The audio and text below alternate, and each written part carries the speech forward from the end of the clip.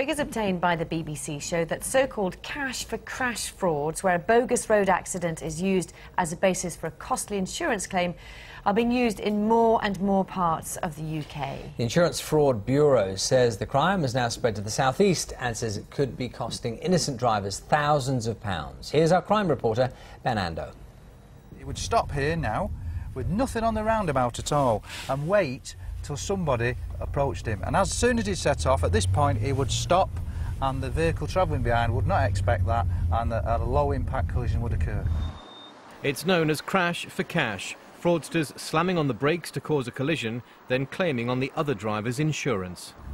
What these fraudsters tend to pick on were people who were single mums or elderly people, people who were less likely to cause them any issues. And once the victim has agreed the crash was their fault, the fraudsters will launch bogus personal injury claims for themselves and often fictional additional passengers. 82-year-old Alma Gallanders and her husband Eric were driving home when they were hit by this man, Abdullah Ahmed. He hit us on the right wing and he wound the window down and said, "You crashed into my car." And my husband and I said, "Don't be ridiculous, you ran into us." The cars were barely dented, yet Ahmed claimed the Gallanders caused the crash and racially abused him, leading to months of stress for the elderly couple, even though in court he admitted making it all up. He was jailed for 2 years. It was a nightmare. You didn't go to sleep. You're just so worried. And what made it even worse was we were completely innocent of everything. You know, our only crime was being on that road at that time. Earlier this month, 2 brothers linked to Abdullah Ahmed were found guilty of masterminding a £12 million scam using their own claims recovery business in Lancashire. But crash for cash is now moving out of northern England.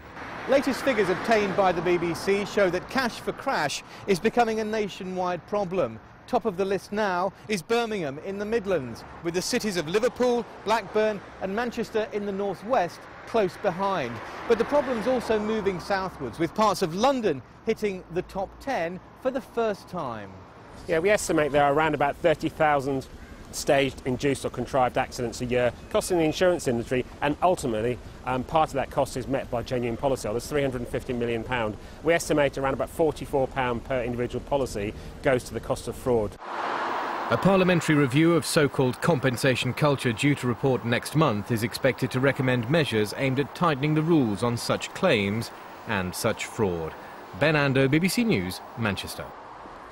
Having a car accident, however minor, is stressful and costly, but thousands of drivers are having to go through the experience needlessly as they have been targeted by criminals trying to cash in on insurance payouts. Joining us now, Glenn Marr, Director of the Insurance Fraud Bureau, who's identified a worrying increase in cash for crash scams. Very good morning to you. So your unit set up to look at these kind of frauds? Good morning. Yes, back in 2006 the insurance industry realised that insurers trying to tackle this issue in isolation wasn't the most effective route. So they decided collective action was the most appropriate way of doing it, and the Insurance Fraud Bureau was set up to target those handling the larger types of frauds. In particular, we're looking at the organisers of the frauds. So there are individuals involved in this, there are also professionals that are assisting them, and that includes rogue elements of the accident management industry, the legal profession, doctors and motor engineers. That is really quite an accusation you're making there, isn't it? Yes. What we're saying there is there is a rogue element in every industry, but we are encountering them. And within the last 2 weeks, we've had a prosecution for directors of an accident management company. So unfortunately, there are rogue elements in there that are causing problems. And we had that story there of an elderly couple with the crash situation. What sort of thing is happening routinely?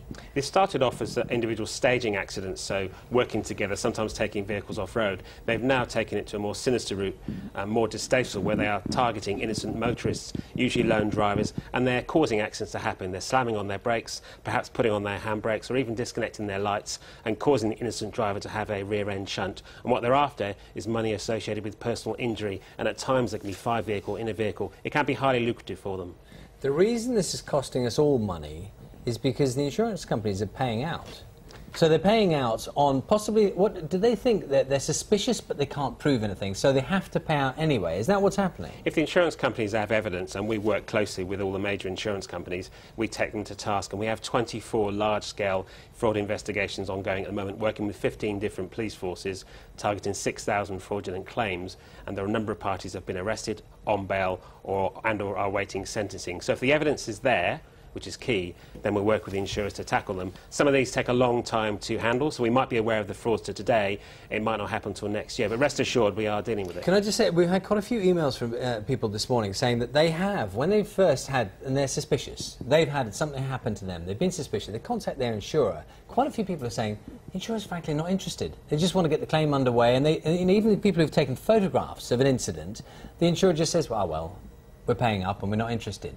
I mean, that's a bit worrying, isn't it? Given that, I mean, you're suggesting there's a sort of unit prepared to do this work, and yet it appears they're not that interested. Yeah, obviously I can't speak for those individual circumstances, but if you've got viewers with those circumstances, they're quite welcome to visit our website, insurancefraudbureau.org, or to call us on 0800 328 2550 and actually discuss those incidents, and we will work with the insurers. And we work with most of the main insurers in the country, and it comes down to evidence. If there's evidence there, then we can act on it. OK, so what happens if you were involved in a crash and you suspect that this might... I mean, are there any kind of telltale signs, and what if there are, what should you do about it? Yeah, most gut feeling. So if you've got gut feeling something's wrong, you're normally accurate. Some of these people are highly professional, so you won't realise it's happened. But the main thing is stay calm, don't get angry, take as much detail as you can about the vehicles involved, the damage involved. In particular, take details of who is in the other vehicle, including their names and addresses, and ask them for some sort of identification. What we're finding is we're having low